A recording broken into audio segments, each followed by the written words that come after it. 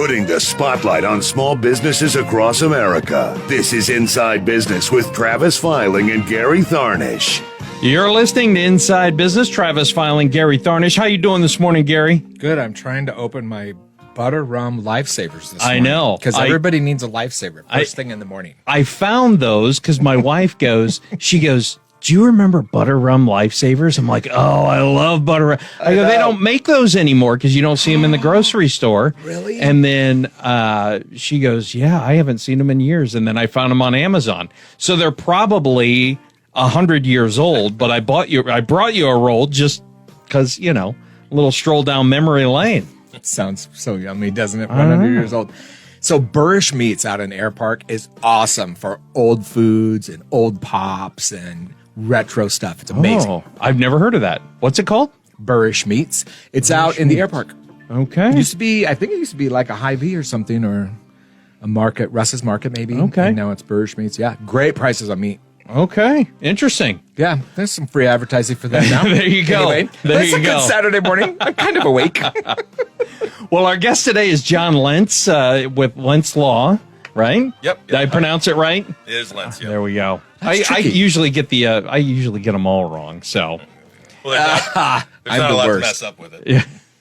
Well, we've been talking about getting a bankruptcy lawyer in to talk to Forever. us for a long time, and because I've gone through tough times in my business, Gary's gone through tough times in his business, and we would go down memory lane and go, man, I was going through X, Y, and Z, and I probably should have talked to a bankruptcy attorney.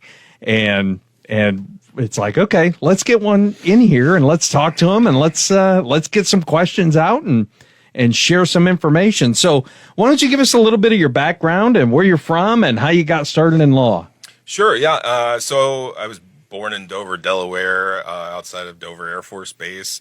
We moved around a bit, ended up in northern Kentucky, Cincinnati area.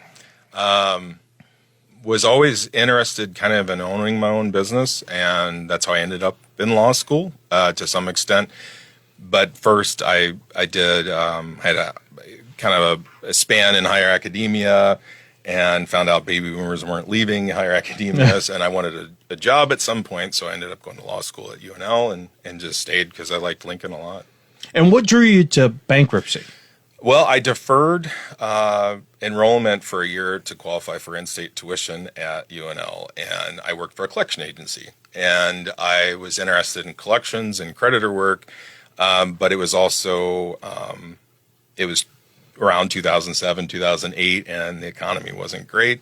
And so I was going to take anything I could. So I ended up getting involved with a professor, and I did research for her. She's now a judge in Maryland, but she did a lot of large-scale bankruptcy work. And so I learned doing that, and then I clerked for a gentleman, Beatrice, during law school. And then we set up an office after I graduated, and then I bought him out eventually, and now it's just mine. Oh, wow. So you were in law school in 2007, 8?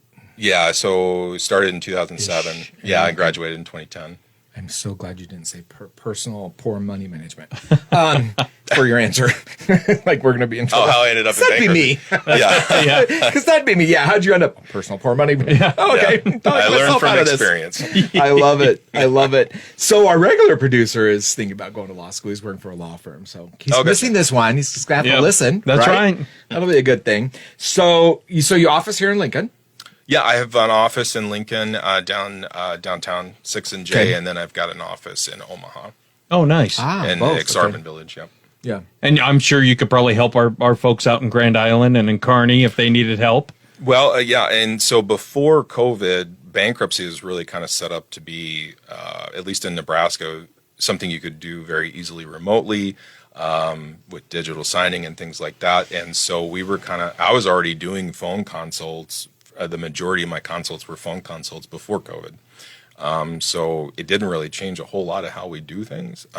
And so I have clients all throughout Nebraska. Okay. So I'm ignorant about this, but so as a lawyer, do you have to license in every state? Like a realtor, we have to license. I'm licensed in Nebraska. I'd have to license in Iowa and everywhere if I want to do that. Is that the same with law? It is. Some states, they make you take the bar exam all over again. So a bar exam is like a 2-day exam after you graduate. You spend the whole summer studying and ruining your summer. Wow. It doesn't take that long. Like a bourbon neat is no ice.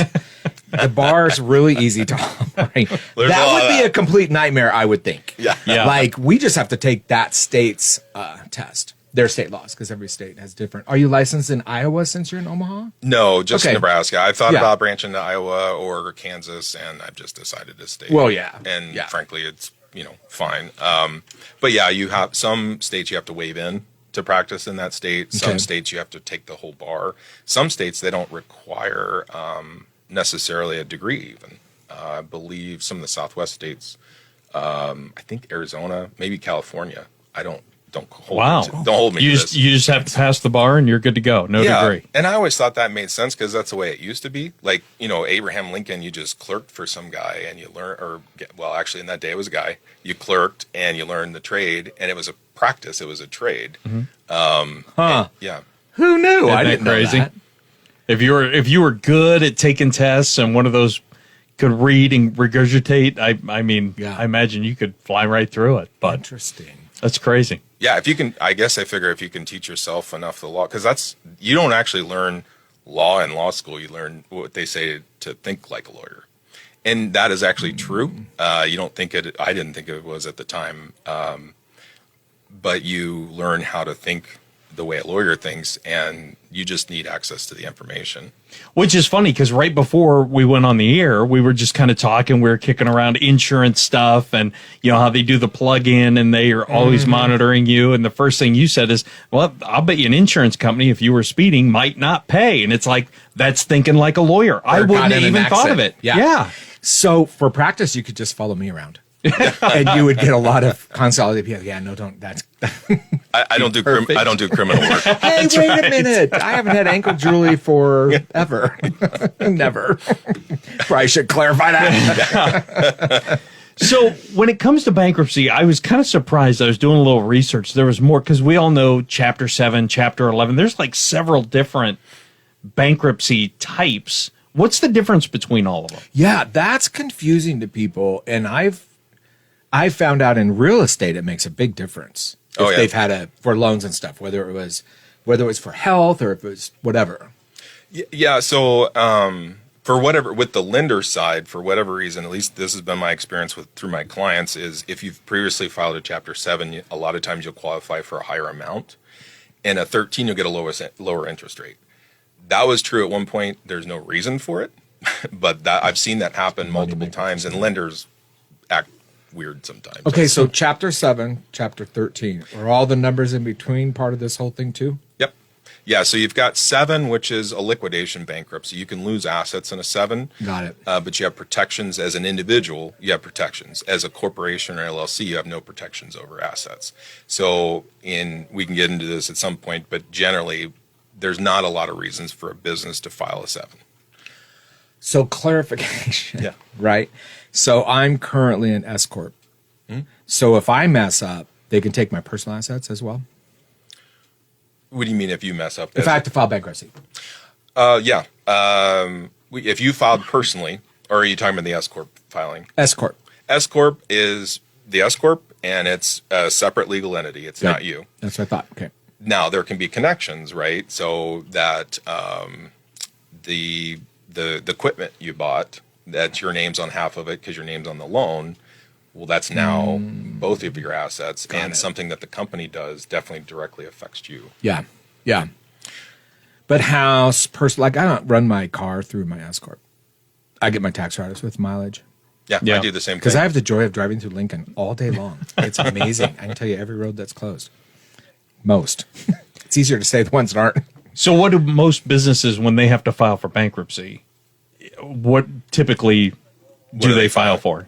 So they've got 2 choices. It's a 7 or an 11. So a 7 is, like I said, I've filed some 7s for businesses, and it's usually where there's a couple reasons. One, there are assets of the business that we don't think the trustee is going to take. So a trustee is appointed in the case to manage the assets. And a bankruptcy is a great equalizer among all debt. And so what it does is it levels the playing field to where, you as a business owner would be inclined to pay a vendor over and above, say, a credit card, because that vendor's provided you with goods and services or whatever. Well, it evens the playing field. In a bankruptcy, that vendor and that credit card company are on the same footing. Mm-hmm.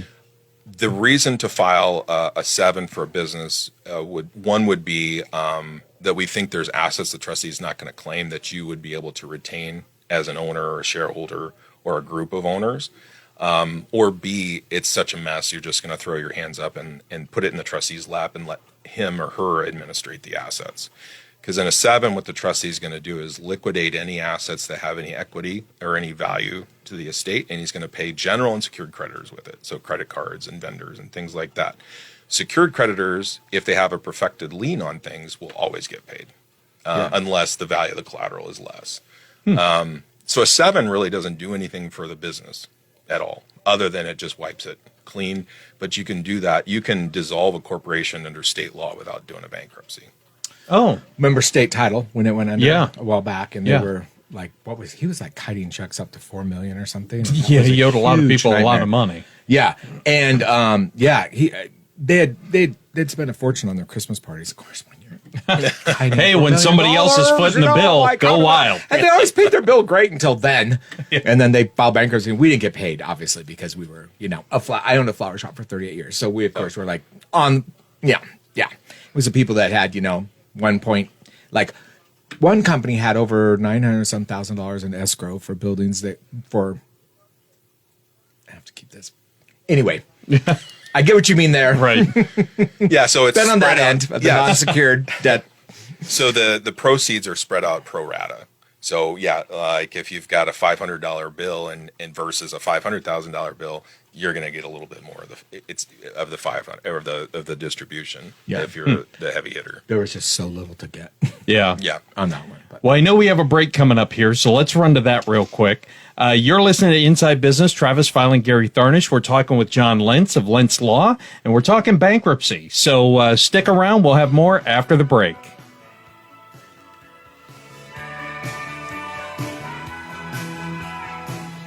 What was that, about 12 and a half?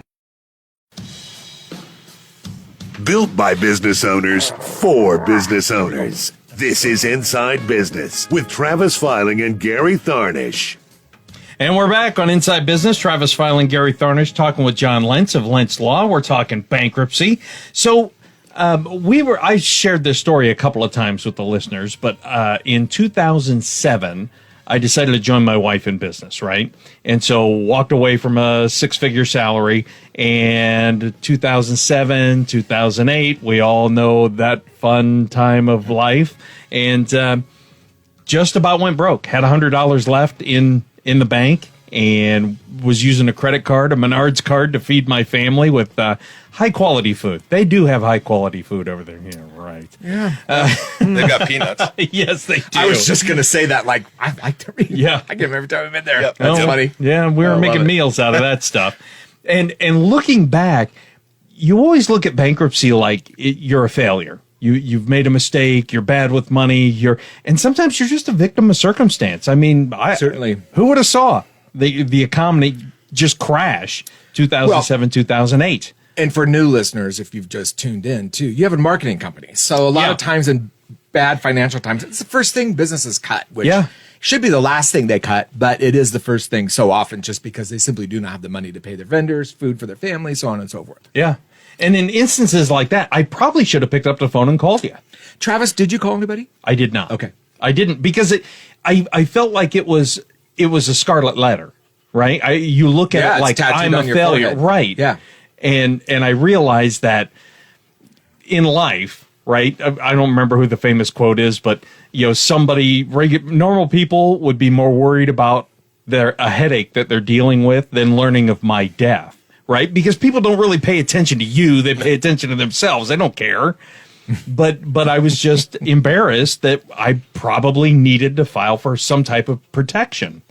Or at least get a good reference point. And I think a lot of times people are too afraid to know the outcome of things that they don't know about. And there's this fear, and it's a fear of failure, but especially in business, it's not necessarily failure, it's just different. right? Like you just change up the model if it's not working, if you can. But I talk to a lot of people where they think they've got a horrible situation, and it's more of a brainstorming collaborative of, okay, how do we work this, and how do we do it without a bankruptcy? And if we can't work out a deal or work out a way of doing it without a bankruptcy, then yeah, let's look at bankruptcy options. But it's always that backstop is the way I think of it. I was just going to ask you that. If you ever kind of, I don't want to say talk people out of filing bankruptcy, but you look at both sides. Oh, yeah. When someone calls. So it always pays to call early if you can, right? Not wait till the last minute. Yeah. Which off air we were talking about, you get those calls sometimes for foreclosures where it's like, when's the foreclosure? Today at 2? Yep. Yeah, I probably should have called before I got down to $100 in the bank because I don't have the money to hire a lawyer now. Right. And if you sold assets, that creates a bigger problem for your business and your situation because you got capital gains taxes at that point. So I have a lot of people that come in. By the time they come in, they don't have a business anymore because they've sold anything of value, but they're still trying to save that idea. And it's like, well, it's for one, it's not worth the money to try to save, and two, you don't this isn't feasible. You don't have what you need anymore. Sure. Because at least with the assets, you can always propose in a bankruptcy, in a Chapter 11 to reorganize. You can always propose, hey, we've got some assets we don't necessarily need. We'll sell that to run capital to be able to pay down some of this debt. That's much better than you enter in and there's been a year of late fees and interest, default interest accruing, and you've got nothing. So in an instance like mine, where we were just bleeding money, nobody was doing marketing, can you kind of file okay, we're going to hit the brakes, we're not going to make payments for 6 months or something like that, and then we're going to pick up where we left off? Do you negotiate with your creditors? Yeah, I think you try to negotiate first, but you have to have kind of a plan because everything's got little pieces. Because you can make a deal with, this vendor or this creditor on this end, but if you can't make a deal over here and it falls apart, then you've got to do a worldwide, global resolution or settlement. But yeah, that I've helped people with those. But we always look at bankruptcy as the backstop as far as how much is this going to cost in this negotiation? How much is this going to cost to work out a deal that everybody will agree to versus how much does a bankruptcy cost you? Mm-hmm. And a lot of times, frankly, the bankruptcy is actually cheaper, just depending on the situation. Really? Yeah, because you got to look at the debt you're paying. So, and it's based on equity and cash flow. So let's say everything's leaned up, I have no value, but I'm generating income and I'm able to make some payments on debts. I'm just falling behind on some things here and there. But I've got, let's say, a balloon coming up. I can try to negotiate that, but I'm going to bleed out a lot of cash in the meantime to do that. Versus a bankruptcy where I can put that on a 5-year at a prime plus 2% interest, which is 8.75 now combined. Mm-hmm. And that's going to be lower than a default interest. I can put that on a 5-year payment. Travis, were you stuck in some contracts where you had to fulfill those regardless? In other words, so you're selling you're selling ads, you're selling advertising. Did you have anybody that you bought advertising from that said, we're going to give you this rate, but you have to buy this much a year? Were you in anything like that where you kind of had your hands tied? Yeah. I mean, I think the biggest pitfall that I caught myself in is you're always going, okay, we had a down month. But it's going to come back next month. And then you have vendors that you have run TV ads or radio ads or whatever who are now expecting payment, and you have a little bit of float because the invoices went out. You got paid. Hopefully. Right. Yeah. And then you're kind of using that float to keep the business going. And then pretty soon those balls start dropping. Right. And so that I kind of got myself caught in a pinch, which I don't know what else I could have done. Yeah. Because you never think like the first month the economy starts going bad. You think, oh, it's going to crap now, Yeah. So you're always kind of that. Now your invoices are 15 days behind, and then 30, and then 60, and then 90, and then it's like, oh, now I'm starting to see things are going bad. Well, now I'm 90 days late. Yeah, mine was really compounded. We can get into that into a minute. But you also had a franchise business. And that, when was that? What year was that? Oh, boy, that was... Sorry to bring that Yeah, you just keep rubbing salt in that wound there, That's Gary. okay. We'll get to me and you can just have all the fun you want. And I know we've only got about 2.5 minutes, so I'll give the overview of it, and then maybe we'll do it, talk about it later. But so we had bought a franchise, and of course, this franchise, they blew all the right smoke in all the right places, and we bought it. And one big mistake we made is because our ad agency was doing really well. And then we decided to bring this franchise in under the same LLC because we didn't want to pay for 2 tax returns, right? Because accountants are expensive, and that was a massive mistake. Well, then we get in, and now we're hemorrhaging money through the good company that's doing well. Right. Yeah. The good company is basically paying for the bad company, and we're not making any money. And I mean, we lost a good 6 figures. I mean, good 6 figures on that deal. But then we were in a spot where the good business that's making money can't really file for bankruptcy to close that because it's all under one umbrella.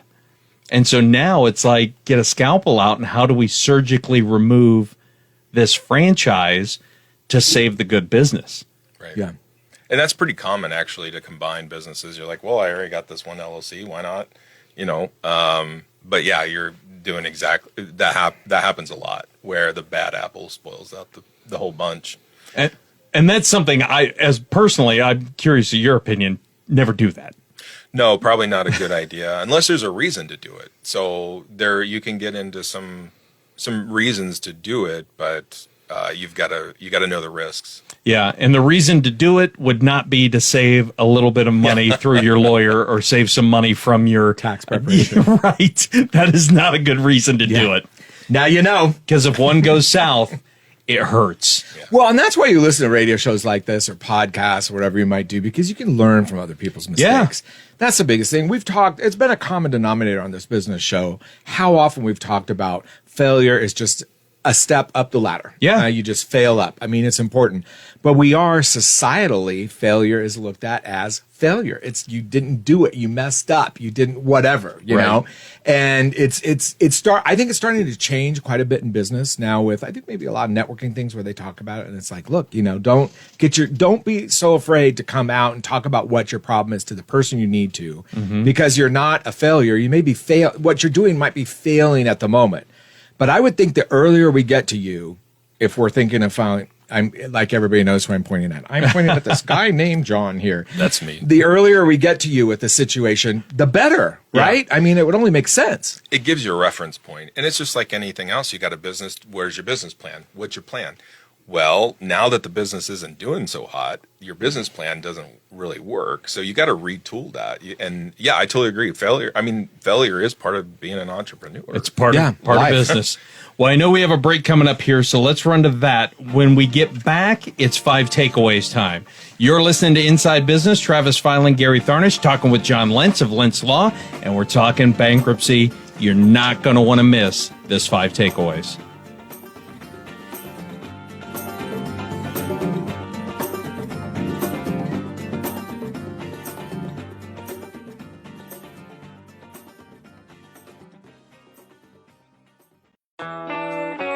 Celebrating the risk takers who keep our communities growing. Inside Business with Travis Filing and Gary Tharnish. And we're back on Inside Business. Travis Filing, Gary Tharnish. We're talking with John Lentz of Lentz Law. And this 5 takeaways, when I reached out to John, I said, let's give 5 pieces of advice of business owners that think they may need some help at some point or if they're in trouble. So let's go 5 takeaways. What's that first piece of advice that you want to hand off? Well, don't wait too long.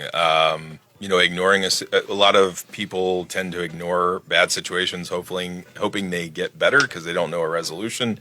But knowing what the problem is and knowing or having some semblance of a plan of how to get out of it or what to do when there's triggering events to stop the loss is probably best, because you can lose a lot of assets in the meantime. Yeah. I know, like I said, when we were in that spot, it's like we waited, and we had that whole, you pull yourself up by your own bootstraps and you power through it, and it was a mistake. Well, and you keep, like you said earlier, you keep thinking the next month's going to get better. It's going to get better. Maybe a couple clients come back that weren't there, or whatever it might be, and you're like, okay, we're on the uptick, but you've already dug this kind of beginning of a hole. Mm-hmm. So even if it comes back a little, you're still filling that up while the hole's getting bigger. That's what it was like for me anyway. Yeah.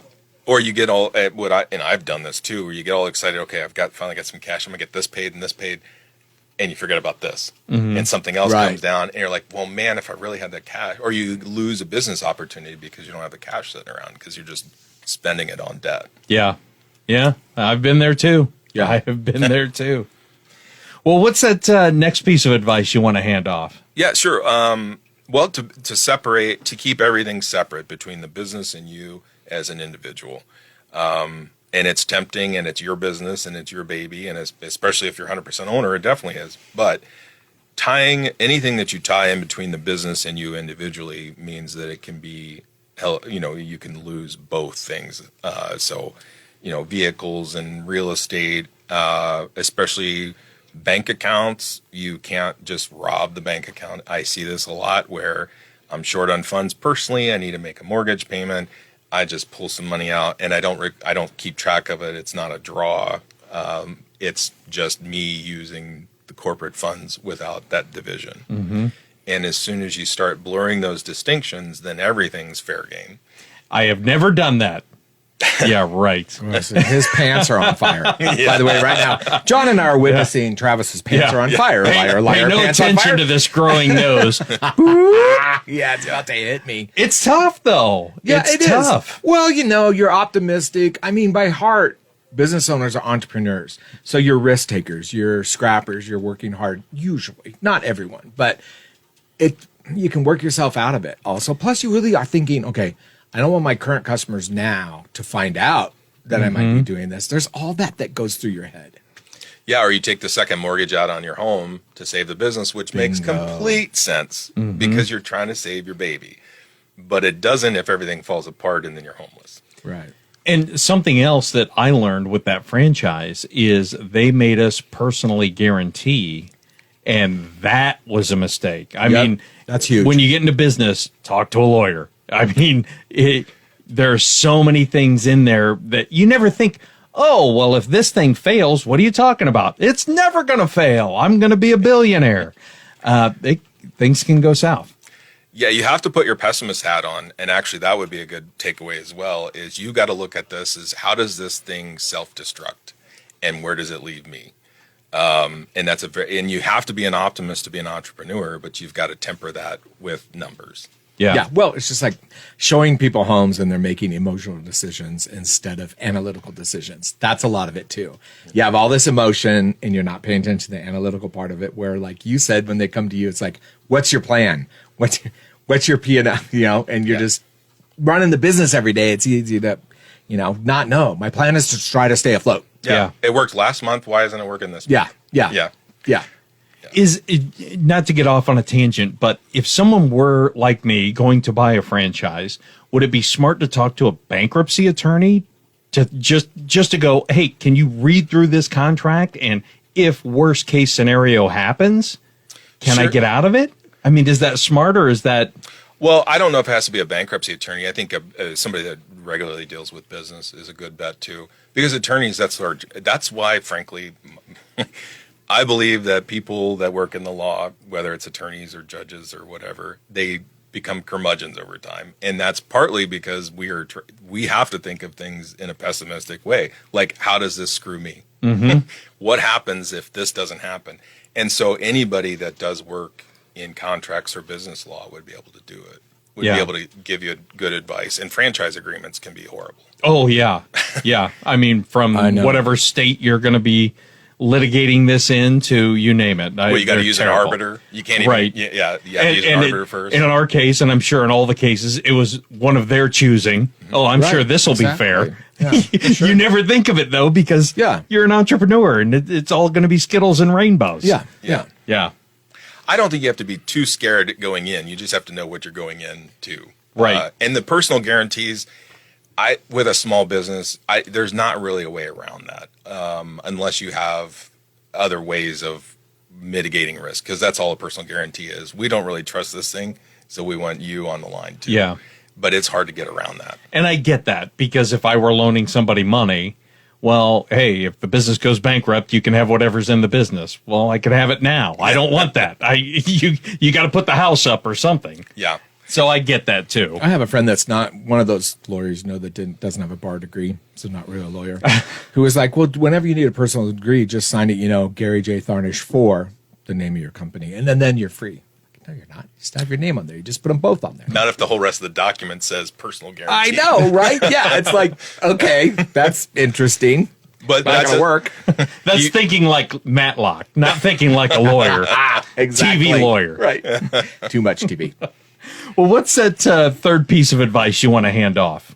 So cash flow is a big thing. So cash flow, it doesn't fix itself. So if all the money's going out to service debt and not grow the business, or frankly, I see a lot of times not pay your employees, you've got a cash flow problem, and it's just not going to resolve itself. So you got to find out where that's coming from. What in the future is going to change things? And so when you go to if you have to save your business with a bankruptcy, that becomes the biggest source of problem is, okay, great, we've got this equity in these assets, but you can't sell them to do business. So how are you going to pay this? Mm-hmm. And the bankruptcy doesn't resolve that question. And so having a good plan, or at least what is the situation now and how is it going to change in the future, and how do we get there from point A to point B? You've got to have and protect cash, as much cash as you can have on hand, in my opinion.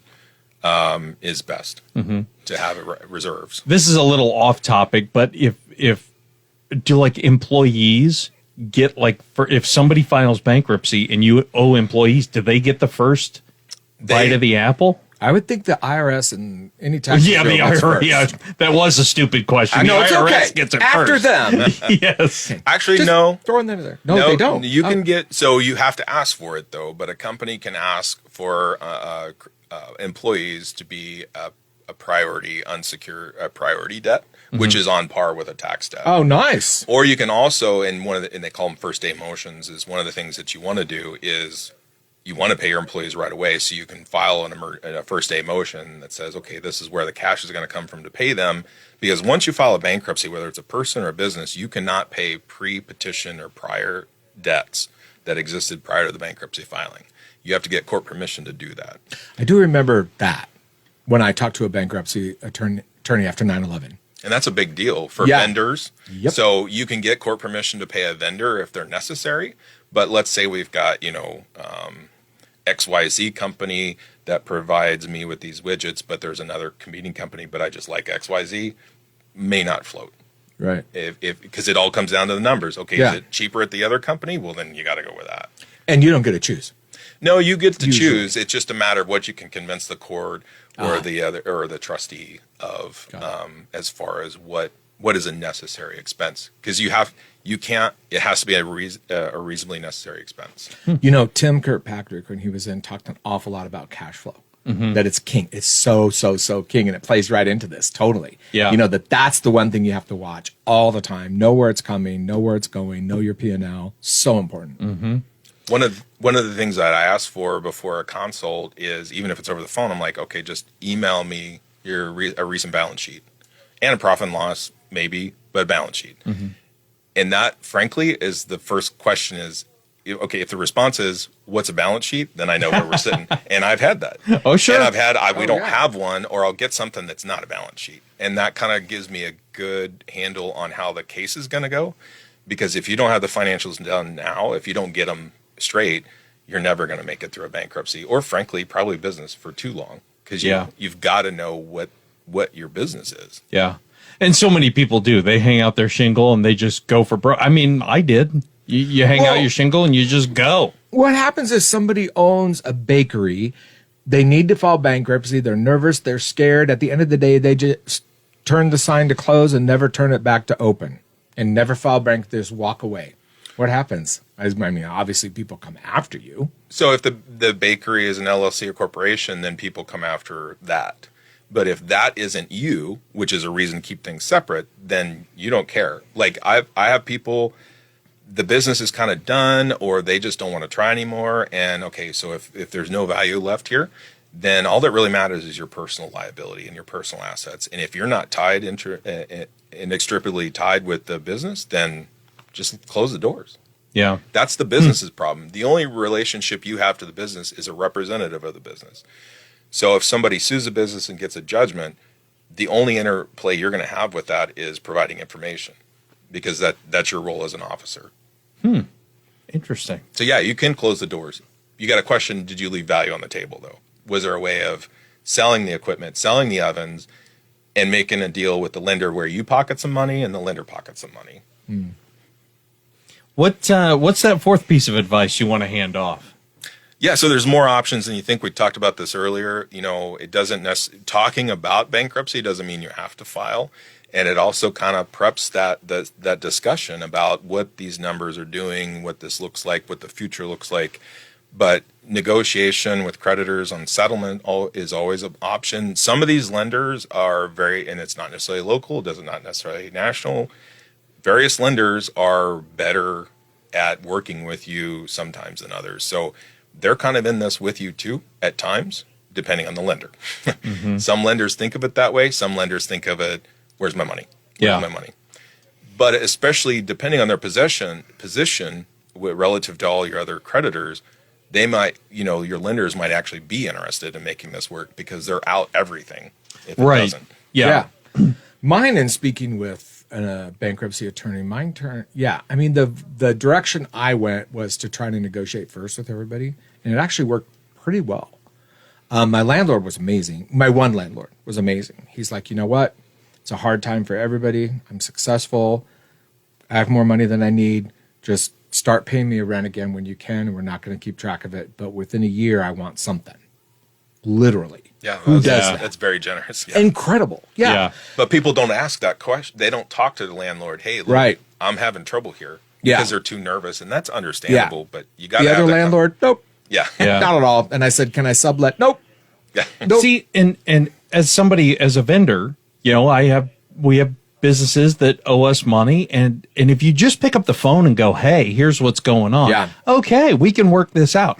But if I have to chase you and send you letters and Right. contact people, by the time we contact, I'm a 10 on the angry level. You're not getting nothing out of me. Yeah. Yeah, and the first 3 or 4 calls were hard, and then it became easier. And it was like vendors were really great, where they're like, okay, we know a lot of, and it was 9/11, so a lot of people were going through this, and everybody just was like, I mean, vendors knew that if they just demand from everybody, they're not going to have customers. It was that challenging for everyone. So a lot of them had already set up something that if you called, I mean, if you didn't call, you went on the naughty list, but if you called, they're like, okay, this is how it's going to be moving forward. We're going to do COD. And then a percentage of what you owe added onto that every day. What would work for you? So it might be 2%, 3%. And then when I can make a payment, if it's bigger, I will. So you're right. That's how I did it. It took forever, but They're not going to have that conversation with you after they have a judgment against you. right. Because then it's Exactly. like, where's our money? Yep. Yeah. What? Let's hit that last piece of advice you want to hand off. All about understanding your risk. And that's where financials come right back into play, is where are you in all this as your person, as your house, your home, your car? What are you going to retain if everything falls apart? And I think you've always got to keep that as an option. You don't want to think about it, and there's not a reason to think about it a whole lot, but you've got to know where things sit if everything falls apart. And as far as what you've promised to pay, and what assets you've given up to further this business.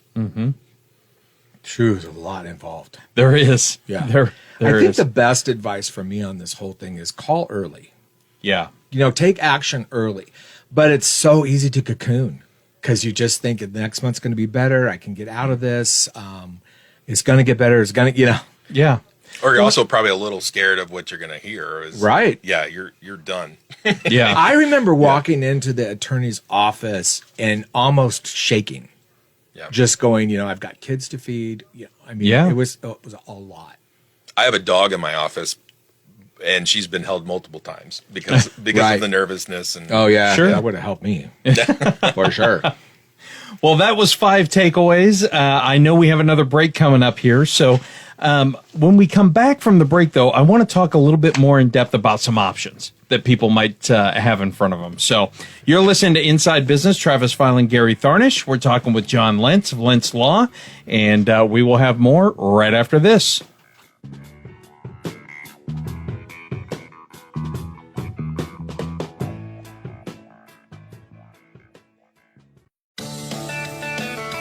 No excuses, no safety nets, just business. This is Inside Business with Travis Filing and Gary Tharnish. No excuses, no safety nets, just bankruptcy. Right? There's a lot of nets I don't need anymore. I don't need a hairnet anymore. We were at a party, and there were these little kids there. And I love little kids. I crap all the time and everything. What'd you learn new today? So the one kid comes up and he slaps my hat off, and he just stops. He goes, "What happened to your hair?" Just was astounded. And I'm like looking at the parents like, all the grandparents have their hair? Like, what's going on? It's crack rap. Anyway, sorry. I digress from nets to, I get it. We're talking business, so it's a whole different kind of net worth and everything. Well, I know earlier we had talked about Chapter 7, which is total liquidation. But let's talk a little bit more about like restructuring. Sure. Yeah. So a Chapter 11 is for restructuring. You're trying to save the business. It can be in its present form, if that's doable, or it could be a leaner version. And a lot of times it's a leaner version. But the one thing that an 11 is very good at is buying time. And so if we're talking about, we're in the middle of development of this business and we expect big things next year, we can bridge that gap. Hopefully, right? It gives you time. It also gives you time to figure things out. But so if you're wanting to save a business, it's going to have to be an 11, unless there's no equity in the business. Then a 7 really isn't going to do you a lot of good anyway. Question. Sorry. Go ahead. You're gonna say something? Who decides what's leaner? The debtor, unless the court appoints somebody to manage the business, it is the debtor, the business owner. Okay, so we bridge a gap of time, and that doesn't work. Can you then revert to a Chapter 7, or once you decide you've got to stick with, how does that work? No, yeah, you can always convert from 11 to 7, 7 to 11. 7 to 11 doesn't really make a whole lot of sense unless... Yeah, I can't find them anymore. They used to be on every corner. Go ahead. Sorry. They still have them down I'm south. a dork. There you go. John would know that. Kansas City is probably the closest one. Really? I love it. Oh, my God. I grew up in Dallas, and yeah, slushies were a big thing. I know, right? So, you can switch back and forth. Obviously, there's some problems there if you get too far down the path. But and you can always voluntarily dismiss an 11. So let's say we get a year into this thing, it's gangbusters, and everything's going to work. And we work out some collateral agreements with creditors as far as staving off collection, whatever, and they're going to get paid. You can just dismiss the 11. You're not stuck in it. Question on that. Is that still going to show up in your credit report and all that? Well, not your personal if it's a business filing. But the business, yeah. The business will, that'll be, it's public record. It's a record. Public record, yeah. Yeah. So now, if, let's say, do you get a choice? Like if you go in, you go, I want to try and save this thing, Chapter 11. Can a judge go, this is a dumpster fire, it's not happening? The judge isn't unless he's... So one thing I learned, and hopefully this doesn't offend too many people, one thing I learned practicing law early on is the court doesn't actually do a whole lot on its own. It just takes requests. All attorneys do is ask for stuff and make arguments about the stuff they're asking about. And so the court's not going to take any initiative on its own unless somebody brings that in front of the court. And that would most likely be a creditor that's files a motion for relief from stay, which is to lift that protection. So any bankruptcy, the reason to file is it protects assets. Mm-hmm. So the moment a bankruptcy is filed by a business or anybody, no one can try to collect on that debt without bankruptcy court permission. And they have to file that motion for relief from that automatic stay. In the context of that, that's part of this isn't working. And the argument that the creditor is going to make is there's no way this is going to ever cash flow. We're going to be impaired and it's going to fall apart and we're going to be out so much more money. If they're able to convince the court of that, then the court would give them permission to begin foreclosure or whatever. Mm-hmm. But that doesn't mean the case is gone or the judge says that the business shouldn't survive. a motion to dismiss would do that. Those aren't granted early very often unless there's some weird stuff going on. So the court is very willing to give business owners and people that are filing bankruptcy a lot of lead. At some point that ends, but what about debtor? Okay, so you owe me. I have a company, and you owe my company, but I have a sister company, several sister companies within we have a lot of affiliated businesses, and I suppose it would depend on the contract you signed when you agreed to pay back whatever. If they were providing you product, you agreed to pay them back.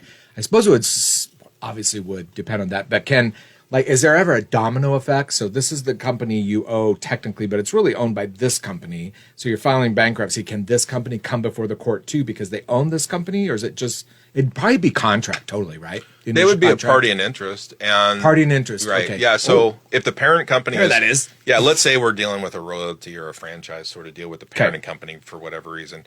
That would become a credit relationship if that parent company's owed money at the time. So yeah, that would be a party that would have an interest in how the business goes. And they could come before the court and say we were asking for whatever. Pretty much, yeah. And I do tell people.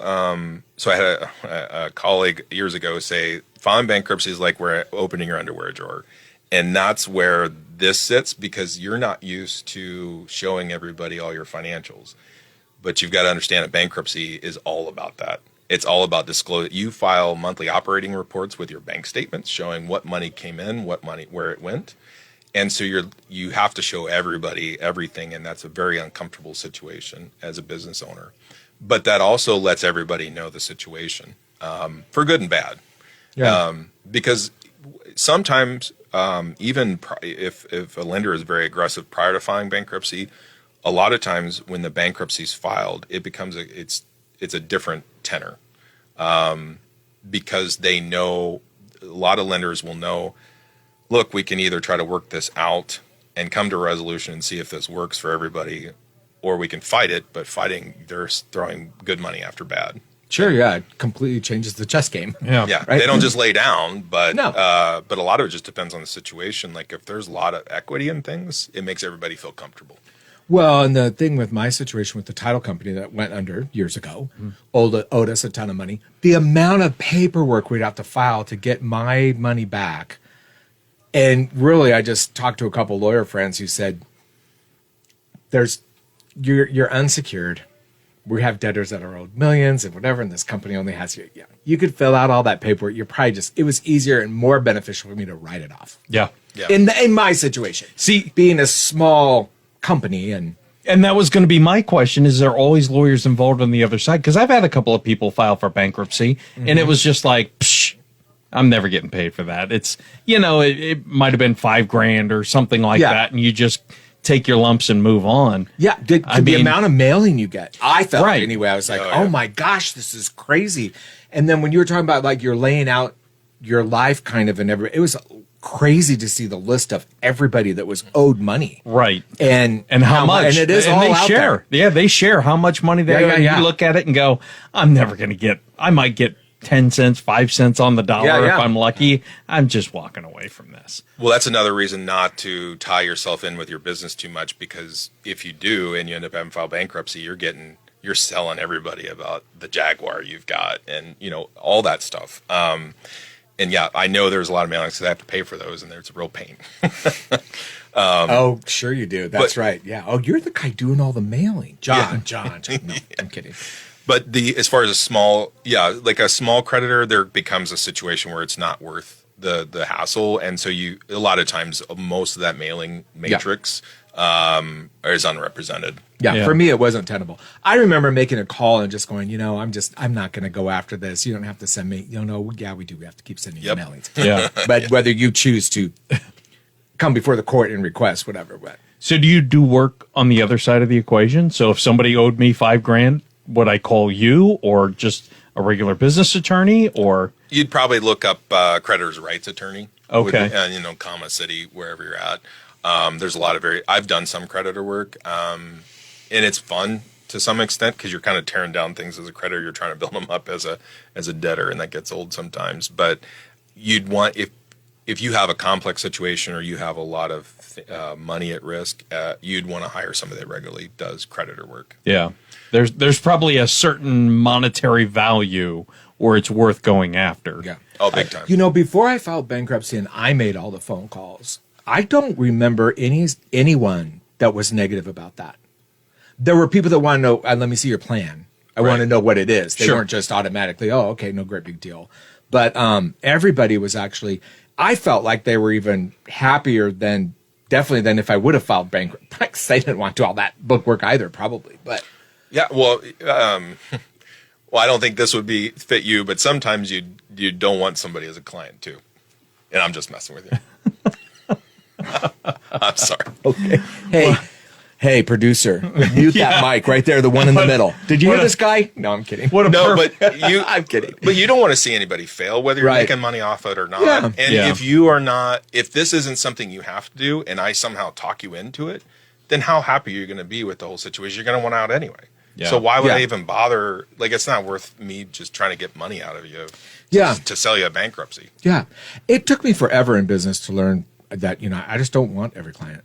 Yeah. I don't want true. I'm in real estate now. It's like there's been times it's just this relationship's not going to work.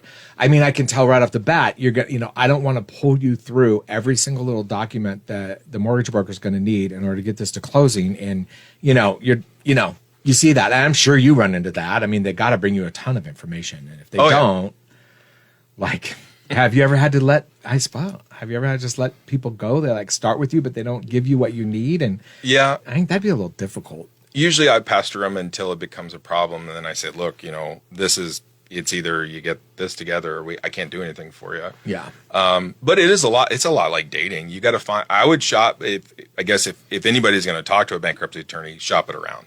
You got to see what personalities match. So like I have a personality that doesn't necessarily fit with all my client or prospective clients. And so I'm more than happy to give them a referral. It's no hard feelings. It's just this, this wasn't a great first date. Yeah, that happens. I mean, you were just really mean to me. I'll never talk to you again. But I mean, you seem like Travis likes you. I'm kidding. That's right. That's my end. Well, I know that's how it works. We got another break coming up here, so let's run to that real quick. You're listening to Inside Business. Travis Filing, Gary Thornish, talking with John Lentz of Lentz Law. And when we come back, it is This Needs an Adjustment. Stick around.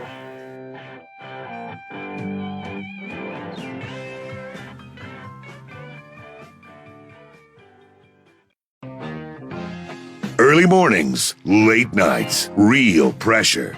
If you've ever built something from nothing, you're in the right place. This is Inside Business with Travis Filing and Gary Thornish. And we're back. Travis Filing, Gary Thornish. You're listening to Inside Business, talking with John Lentz of Lentz Law. And it's time for This Needs an Adjustment. This is just something either in your business or something that you've seen people do when it's time for them to make a big adjustment. Well, a lot of times what I run into is it's the ostrich in the sand sort of situation where, and on a day-to-day business, you're as a business owner, you're caught up with operations and you don't have time to sit back and step back and look at the big picture. And so you just end up avoiding the financial problems because you think next month's going to be better because this has happened before and the following month was fine, but you don't have a plan. Yeah. And I think too, I mean, it's just, you avoid reality. We do it with medical and it never works out to your favor. You do it in business, it's not going to work out to your favor. Yeah. It really is. It's a mindset you need to adjust because things don't always go according to plan or ever go according to plan when it comes to business. Well, yeah. And it is everything's mindset, right? Pretty much every day. I mean, I remember one of the best pieces of advice I got from my team leader in real estate is when something goes really south, or just takes a 90-degree turn and just, hits you in the face. What's the blessing in that? Somewhere in everything bad, there's a blessing. Mm-hmm. So now that I look at it that way, I'm a lot less apt to have a poor mindset all week because, somebody took out a loan when they shouldn't, or just quit their job because they didn't like it and they're supposed to close in 2 weeks or whatever it might be, is crazy. But I also think, there's, the thought of, is it pride that keeps people from talking to you early or making the calls they need to make when they're having problems. Or for me, I think it was more shame. Like I felt shame, like, okay, I owe these people. Most of my vendors were friends. You just get to know them. You know, I remember one of my biggest challenges was I would buy tropical flowers from this company in Hawaii that employed all special needs employees that would go out and cut the flowers. Whenever they sent them, you get a little postcard from them. And it would be, I mean, it was something they had told somebody and they typed it up. It was always going to be the same if you got it from that person. But it was like, you make life happy. You know, I love you. It's just, that's awesome. And you're like, and I'm like, I can't be them. You know, I mean, I felt horrible. Yeah, shame's big, and you avoid things that cause you shame. Yeah, and so that is the ostrich. I think it is more shame than pride. Mm-hmm. I think you've swallowed a lot of pride as a business owner at some point, if you've been in it long enough. So I don't think it is a pride issue necessarily. Yeah, it's also fear of the unknown. You know, that's huge, right? In anything. Mm-hmm. I remember like when they first diagnosed that I thought I might have cancer, right? So it's like that period between you need to do all this stuff to find out and you find out is hell. It seems like 12 years. Mm-hmm. Yeah. You know, it's terrible. And I mean, in business, it's kind of the same way, you know, only we have that part where we're like, oh, it's going to get better. Yeah. Well, and that has to be a massive part of it too, because I went through that. Yeah. It was the optimism. There's no way I'm going to have 8 bad months in a row. Oh, it's happened. You know, you're in business 26 years. You're going to have, 2 or 3 quarters of negative growth. It happens. But that optimism, because we're business owners, I just need to get out there and work harder, and we're gonna make things happen. That's what keeps us in business. And you focus on things that you have control of, and you do that. Well, you don't have control over some of the things that are problems, and avoiding that doesn't necessarily help. Right. Yeah. Yeah. So I think you have to stay optimistic, but I think keeping your thumb on the numbers, I think really does help temper that to some extent, as far as where that optimism reaches and what's really in your face. And do you think, is that the biggest thing that, business owners, when things start slipping, they just rely on that optimism? Do you think that's the big? I think so. I see that. I also see people just starting other businesses, and I call it, and I have a lot of clients that have several different businesses. Sometimes that works, sometimes it doesn't, but I still call it entrepreneurial ADD. And I like that. Okay, well, this is going to make money. Let's go and do this. And then you're like abandoning the thing like that's dying on you, but there's still value there. You're leaving scraps on the table. Yeah. And so I've gone through that. Yeah.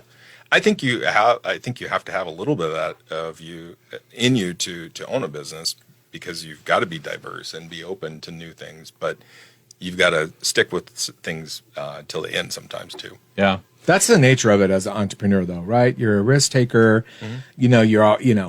You're scrapping at the time when you're going through hardship. I mean, that's what it was for me. I'd be the one that stay late. I'd be the one that if somebody quit and I didn't replace them, I would stay and do their work. I mean, it was just do what you have to make it work, is how I finally got out of it. It took years. Yeah. And you can outwork the problem. You always have that mindset. That was always my gripe with the work-life balance routine. It's like, you've never had hard times. If you're maintaining this work-life balance, you've never had to put in a 20-hour workday. Well, and for any listener that's sitting there and having difficulty right now in your business, financial especially, or thinking, how am I going to make ends meet? Should I not file bankruptcy, whatever. I remember when I was in that boat and I talked to a good friend who's one of the ones that you can ask them their opinion. They'll tell you the truth, not ever what you want to hear. Sometimes preface it with, I'm going to tell you what you need to hear. Will we still be friends? Yeah. Even more so if you do. They say, you need to go talk to a bankruptcy attorney. And it was the best thing I did, because it was early enough that I was able to crawl out of it. Now, in retrospect, now at my old seasoned age, I'm just kind of like, oh, it might have been a lot easier. But I remember when I talked to him, he started telling me everything I needed. I'm like, oh my God, and so it was like, making a plan and sticking to it was going to be easier in my situation. But I got in there early enough. Yeah, getting in early, or at least knowing your options early is very important, to where you can make an informed decision, right? Yeah. I mean, you got to know what you're looking at first. Well, that's why I'm glad we're doing this show, because this sort of thing is not talked about enough. So there's all the unknown stuff that you kind of think, right? You kind of think, oh my gosh, if I do this, it's going to be that. And I mean, I'm not going to have I won't be able to open the store tomorrow because I have to, It was so interesting when I went. I was real surprised. I think I had all these ideas of what I thought it would be, and it was different. Yeah, there's a lot less, and hopefully you didn't feel judged, but there's a lot less judgment than you think. The attorneys, the judge, the creditor's attorneys, all we're looking at is numbers. Yeah. We're just looking at, I don't care how you got here, unless it's a problem in the future. Like I've had clients that, you look at corporate bank statements and you see ATM withdrawals at casinos. I'm like, oh, this is not going to work, right? Yeah. But we're just looking at numbers. We don't care necessarily how you got there, because things just happen. Right. Yeah. And I think people know, I always look at like medical, right? You always put things off, but then there are times in your life when I need to go see a doctor and I need to go see him right now. I think there's a lot of people who get that when it comes to bankruptcy. When it's time. Yeah. When it's tough. Yeah. And we're trying to find that gray area when people are kind of lulling themselves into when they need to call a bankruptcy attorney. Because it's like, by the time it could be too late.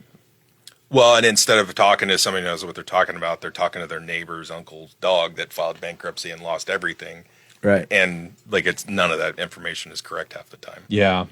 And I think too that just reaching out. I mean, who cares if you file bankruptcy? Yeah. I mean, I'm sure your creditors care, but at the same time, you want to succeed. Your creditors want you to succeed. Your attorney wants you to succeed. Yeah. So just get a little help.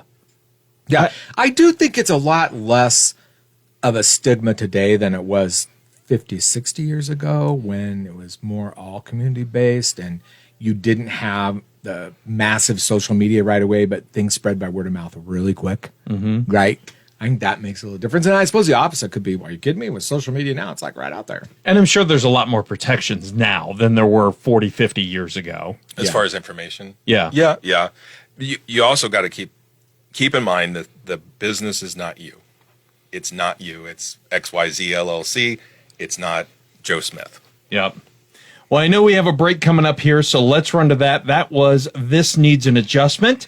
And you're listening to Inside Business, Travis File and Gary Tharnish. We're talking with John Lentz of Lentz Law, and we have one more segment, so stick around.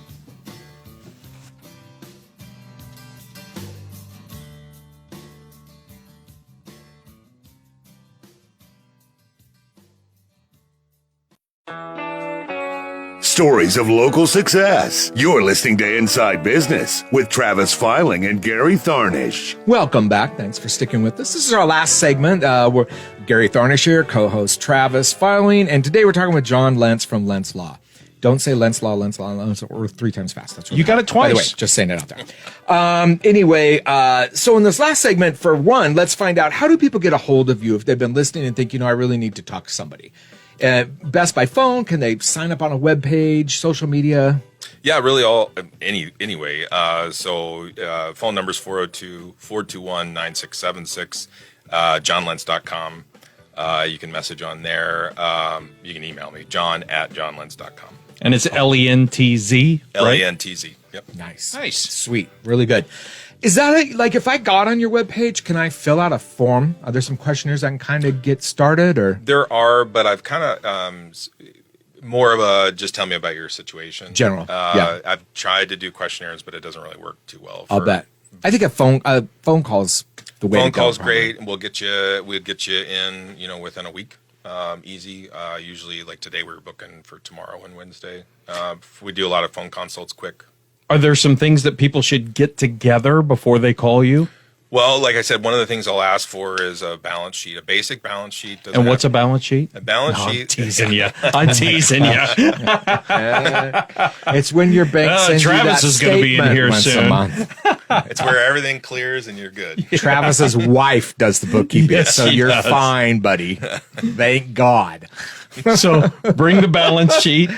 Yeah, balance sheet gives so that way we can have more time with me giving you advice and talking about and strategizing rather than me extracting information about your business, because the balance sheet is going to tell me a good chunk of what I need to know, or any attorney that you go to, they're going to want to see that. Have you ever, so like, let's say you start looking at, okay, let's just say it's me. You start looking at my situation or something and you're like, okay, dude, you're like using your business debit card or whatever to take out money at the casino. You're doing this, you're doing that. So now you're mixing money. And are there times where you see it's such a mess where you're just like, you better just Chapter 7. I mean, there's just so much involved, but it's crazy, I bet, what you see. I'm not the best, and the court would probably agree with this. I'm not the best at telling people no, because I don't think of that as my role as your attorney. Okay. I'm here to tell you about the repercussions, and I'm certainly not going to let you just do whatever. But I'm not here to tell you how to run your business, nor am I going to tell you that it's not worth saving, because that's not my call. And that's up to you, and that's not necessarily entirely up to you. But I've never told anybody you should just kill this thing. I've told them, like, look, this isn't going to work, so we got to figure out an alternative. But I don't think I've ever told anybody that's just, I've told them it's not working with the current plan that we're in, but no.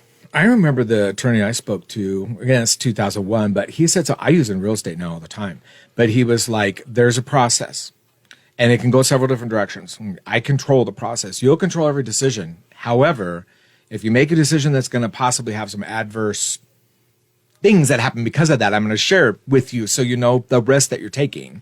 Yeah. And that I felt was really helpful. That is, because you're an adult. Like there is a model of this is recorded. I'm playing it for my family. There is a model of being of a parental role as an attorney, and that where it has its place, but that is not my style. And especially with a business owner, you're a business owner because I'm a business owner because I don't like being told what to do, and I'm assuming you're the same. So, like in the casino with the cash deal, I'm going to call you up and say, hey, I have to file this operating report, and I see all this stuff on the bank statement. You got two choices. I can file this and you're going to have some problems in the case in the U.S. Trustee's office, or I can not file it, but eventually the case is going to get dismissed. What do you want to do? Or what do you want, Yeah. So, and I would imagine, because I have somebody who had a gambling problem who still owes me a lot of money technically. And if they go for bankruptcy and that judge or that, arbiter or whatever it is sees all these withdrawals, they're going to see those withdrawals from the business at a casino. What are they going to do? Well, they're going to try to get the money back from somewhere, and that person or that business certainly isn't going to be able to continue in the case if it's a long-standing problem. I have a lot of individual clients that have had gambling problems in the past, and we talk about it. If that's done, then okay, we can tell that story. Mm-hmm. But if it's still ongoing, like in this case that I had an individual doing that, like you can't, once you're in a bankruptcy and you start doing stuff like that, you're just showing disrespect for the whole process, really. Yeah. Yeah. You're proving the fact that you can't manage finances. Right. Yeah. And in instances like that, is that where they could go, you're going to have to do Chapter 7 or dismiss the 11 or. Most of the time it's a motion to dismiss unless there are assets to administer for the estate. Then there's a potential conversion to a Chapter 7. You don't see a lot of forced conversions to a Chapter 7, but those are not problems in the grand scheme of things. The problem is if you lie about it, and then you're talking about criminal prosecution. Ooh. Because you're signing all this stuff under a penalty of perjury, and the U.S. Trustee's office does prosecute bankruptcy claims. Do they really? Oh yeah. Wow. Oh, that's well. So disclose. We always disclose.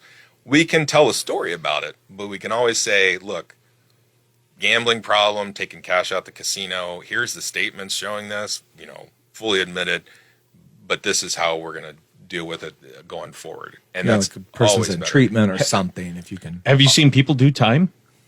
I have seen people criminally prosecuted a few times. Yeah. Good.